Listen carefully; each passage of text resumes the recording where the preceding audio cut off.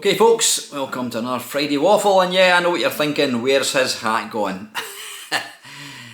Yeah, it's funny. I mean, when I record any video, whether it's a live stream or a waffle, I always put the hat on, and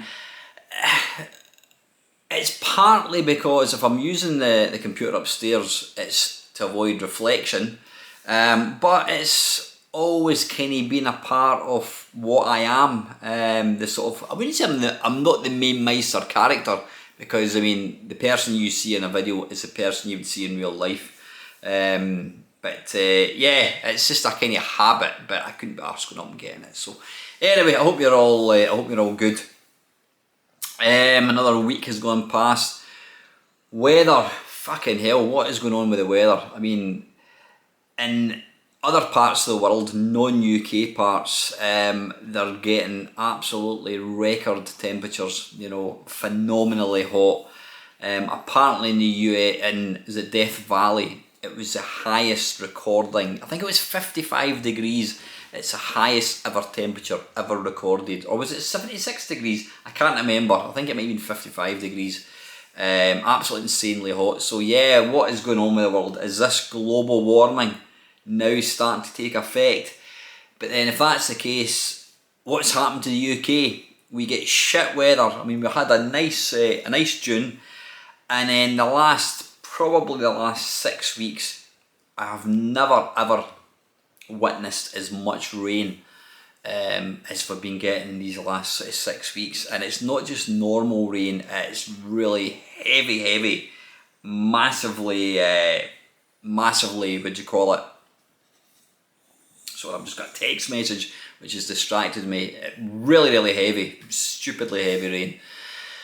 And yeah, I mean, I wouldn't mind a bit of the nice weather. I wouldn't want, obviously, what they're getting in like Spain and that kind of stuff. But yeah, it's almost like, well, the UK has its own climate compared to the rest of the world. Just a bit mental. So this week, what have I been doing from a gaming perspective? One of my mates came over, what day was it? Sunday. Yeah, he came over last Sunday. He is a massive Atari ST fan, and I've been promising him for a long time. He's never been to my house before. I've been promising him for a long time to invite him over and we can play some Atari ST. So we came over last Sunday and we kind of messed about with the ST. I've got a 1040 with one of these, don't know what you call it, it's a replacement drive. You've got all the games. It's like a kind of floppy drive emulator thing. So we're playing that for a wee bit. Then I showed him the Mister, and I have to say, after showing him the Mister, the ST never got a look in, because the Mister does the Atari ST perfectly, you know. But saying that, after he left, I was messing about. I took it downstairs to the kitchen. I had a screen on the kitchen table. I had my Atari ST and I had the Mister as well. I spent a couple hours just playing with the ST, and then later on, I don't know why, I don't know what crossed my mind. In fact, I'll tell you exactly what crossed my mind. As I've mentioned quite a few times, I want to sell stuff. I know the time is right now. I'm getting to that age where I could use the money, especially now. I'll go into that in a wee while. I could certainly use the money, and I could certainly, you know, use the money considering how high things are selling for at the moment. So I thought to myself, what can I sell? I thought, why don't I check my Virtua Boy, that 3D thing that what Nintendo brought out years ago. So I brought it downstairs, set it up, and played in it for about 20 minutes. And you know that I was using it and I'm like, I don't want to sell this. Absolutely don't want to sell this. And I'm kind of torn. I'm really torn about selling some stuff. It's a weird one. I mean, it's the reasons I don't want to sell stuff is the reasons why I bought the original hardware in the first place.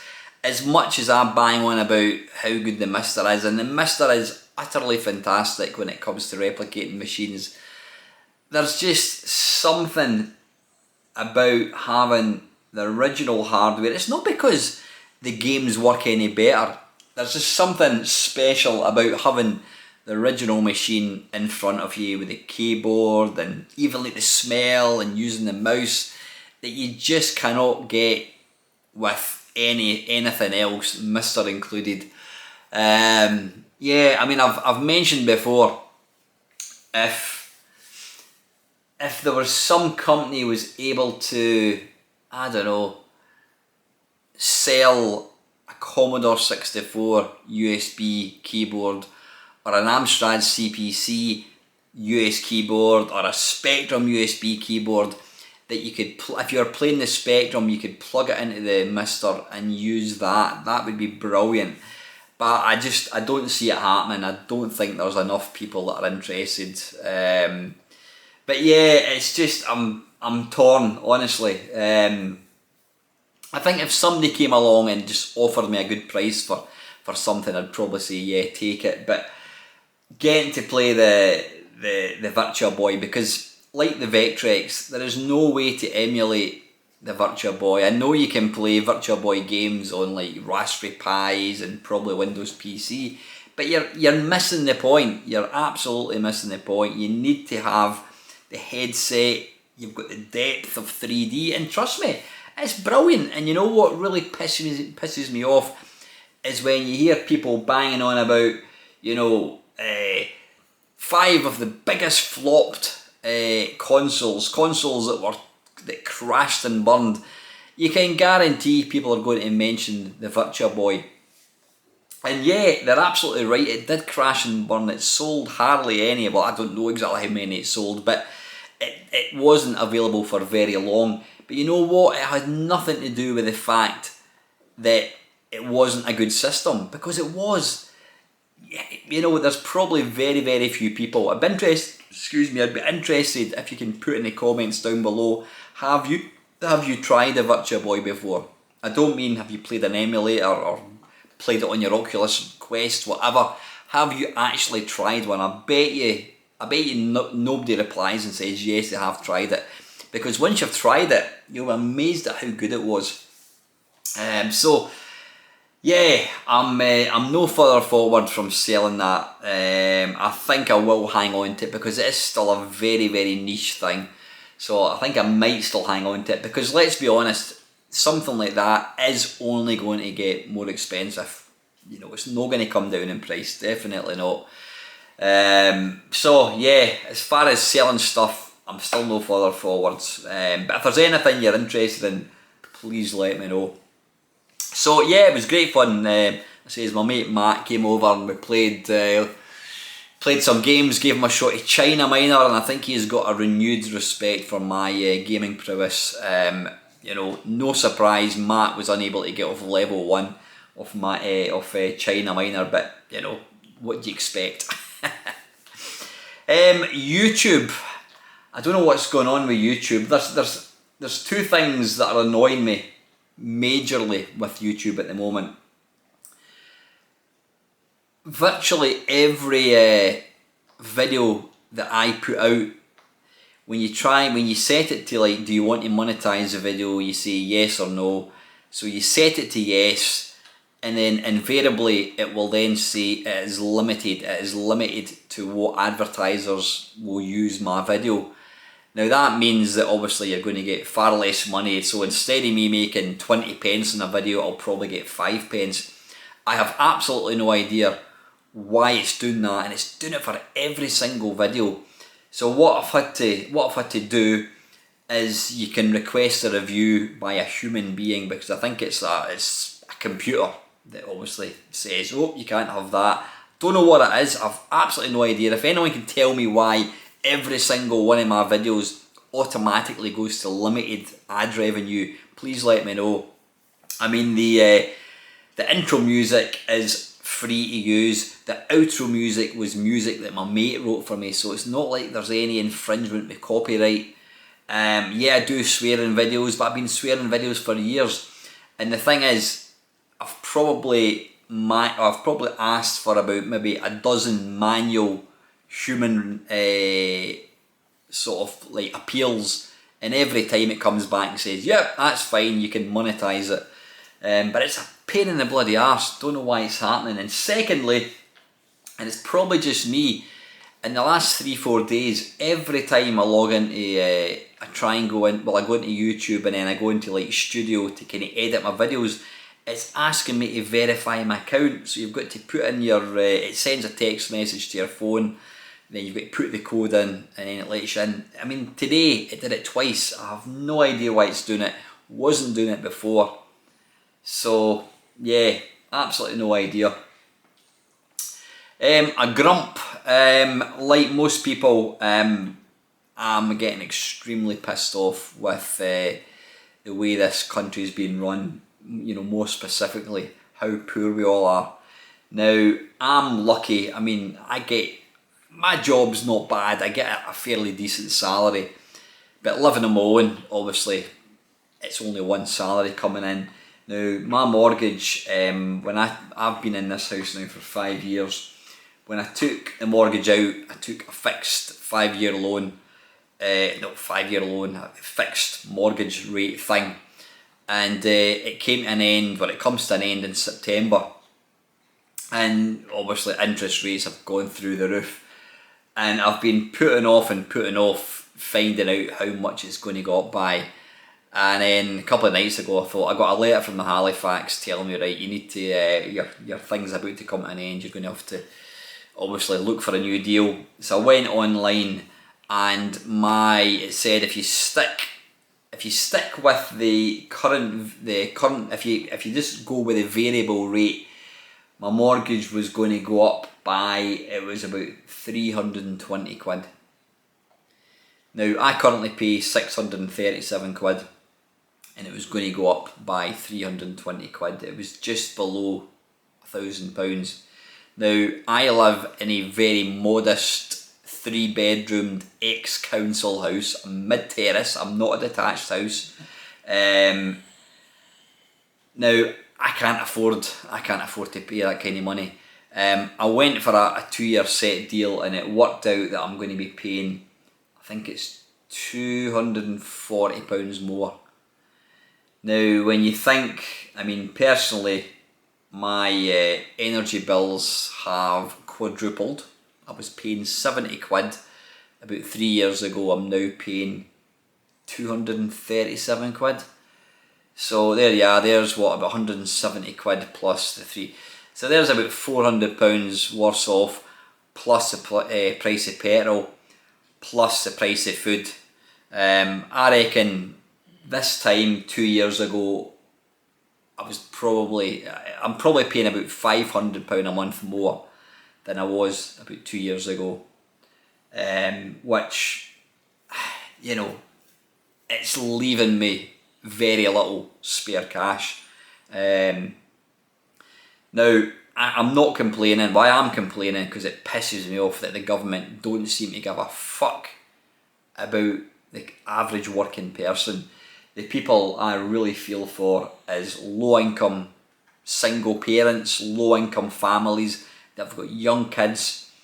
I mean, I watched on the news a couple of nights ago, they're saying that the price of childcare has gone up. When is it going to end? When is this going to end? I mean, the government are just kicking the utter shit out of us, and we can't afford it. We quite simply can't afford it.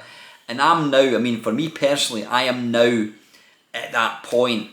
If things continue to go the way they're going, then I'm going to have to really look at everything I'm spending now. I mean, what luxuries do I have? You know, I pay £10 for a mobile phone. I pay £40 for my broadband. I've got a car, obviously I've got to pay for.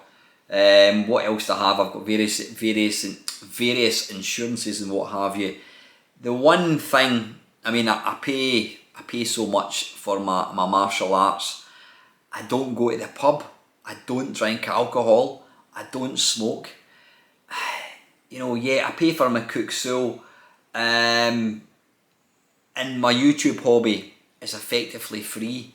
So there's not an awful lot that I can cut back on. And that's shite. I mean, I'm 55 years old, and I thought by the time I get to this stage in life that I would be comfortable, that I can afford to do things. But like I says, it's low income families, it's old people. Fucking hell, seriously. I don't really do politics, but I don't know. I don't know what the answer is. We're talking about this in my Discord channel. We're saying, what can we do? I don't know what we can do. Other than, you know, if you're in the UK, the Tories are a bunch of utter bastards. They don't give a shit about anyone apart from themselves. They're high income, company owning friends and what have you. They're all lining each other's pockets. Yeah, I don't know. I really don't know. Anyway, I've just said all of that. Now, I'm going to be going down to Zap Live in a couple of weeks' time. Probably can't afford it, but you know what? I've got the tickets. And fortunately, one of my mates is putting me and my pal up. I'm going down for 2 nights, so we're not going to have any expense for accommodation. We're going to have petrol, but fortunately my pal will give me kind of half the money for that. So I've got that in a couple of weeks' time. Looking forward to it. Gaming wise, what else have I been doing? I've been still playing a bit of Last of Us, and yeah, I did. You'd be thinking, wait a minute, you're just telling me that you've not got much money now. You've still got to live, and that is the thing. You've still got to exist. I mean, I've got a credit card. It's not got a lot of money on it, but I will use that for little treats. Now, one of the treats that I treated myself to was when I did the Nice and Nasty podcast with Andrew Lowe, one of my mates. His favourite game and Bill Harbison's favourite game was the new Zelda game, Tears of the Kingdom, something like that. I bought myself that, been playing that on the Switch. I've been dipping in and out of it. Now, I am enjoying it, and what I like about it is, well, A, you can save it at any point, but you don't have to follow missions or anything. The landscape is absolutely vast. It's huge. I mean, I would quite literally say it's probably the best sort of sandbox game, open-ended game.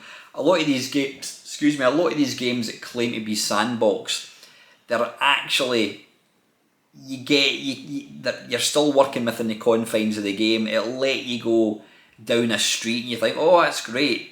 But you try and deviate from the street, you try and go through a fence, and you'll find you can't get over it. So it is kind of on rails. But this Zelda game, it's so open plan. You can literally go wherever you want.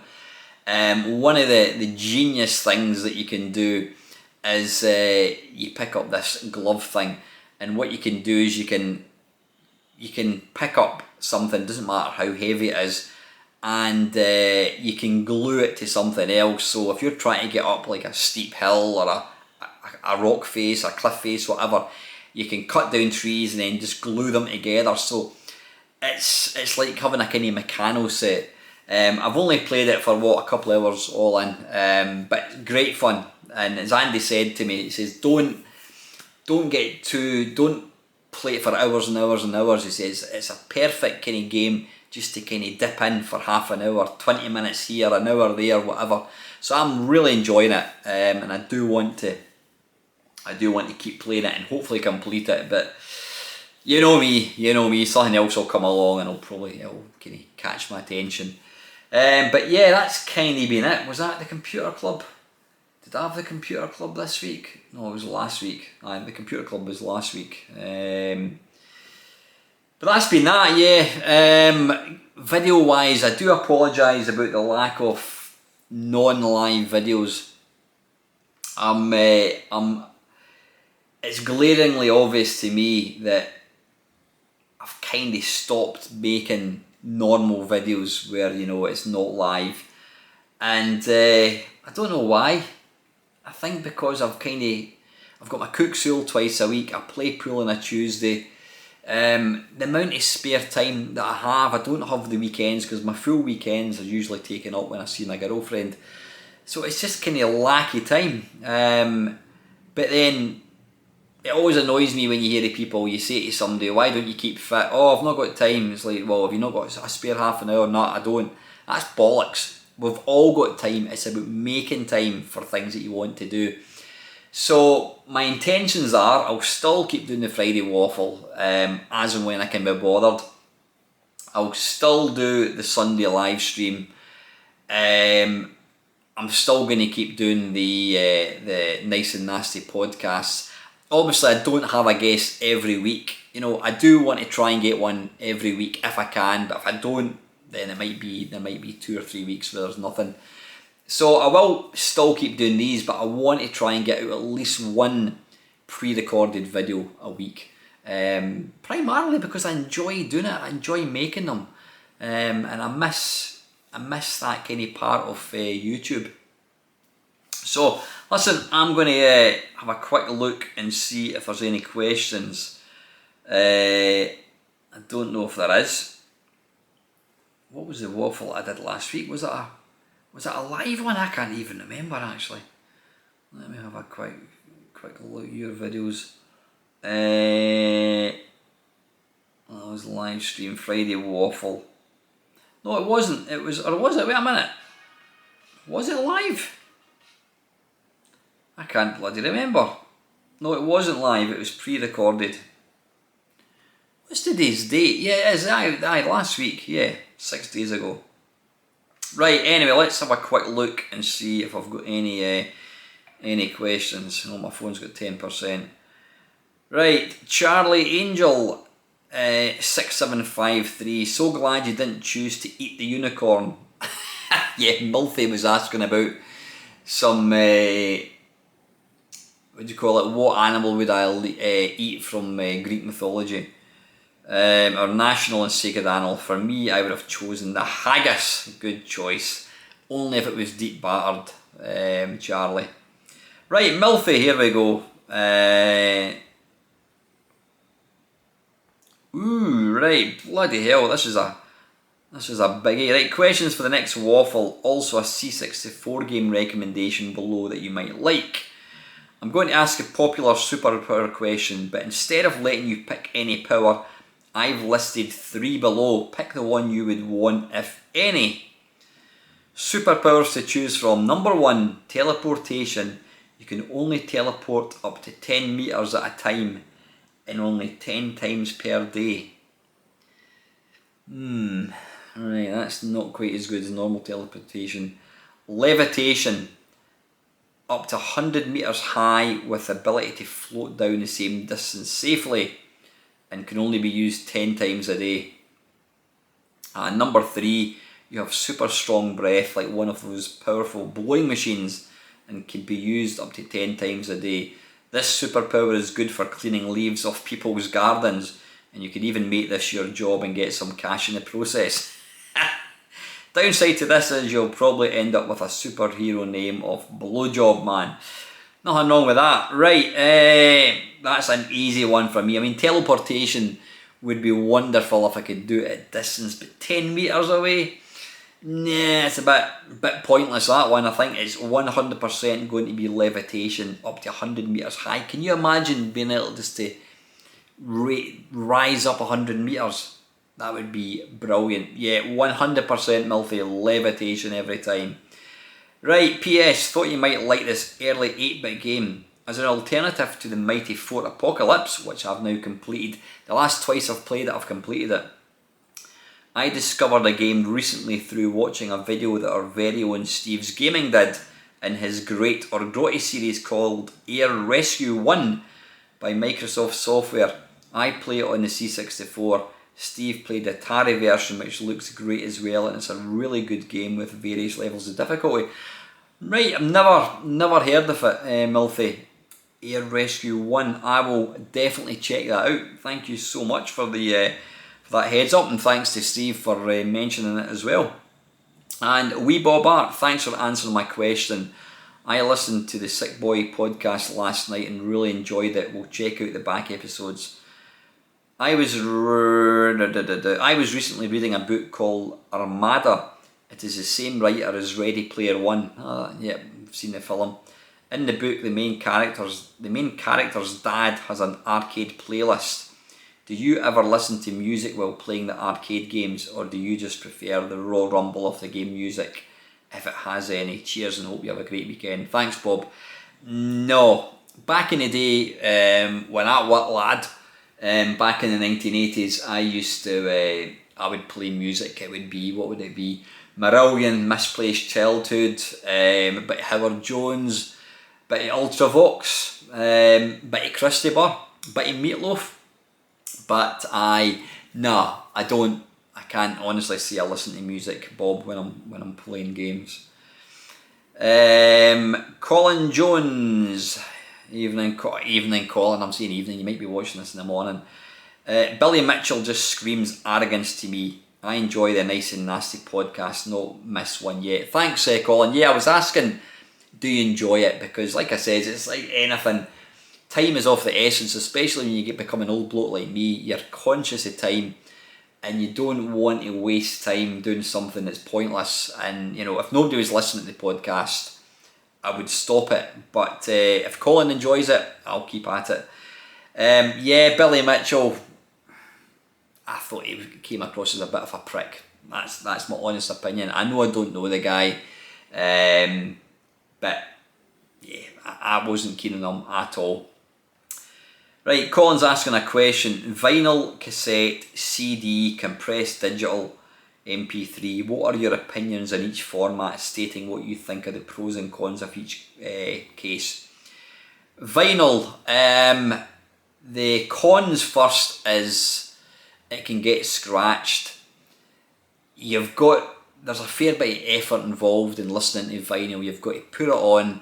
You'll get maybe 5 or 6 songs, then you've got to get up out your chair and put it on again.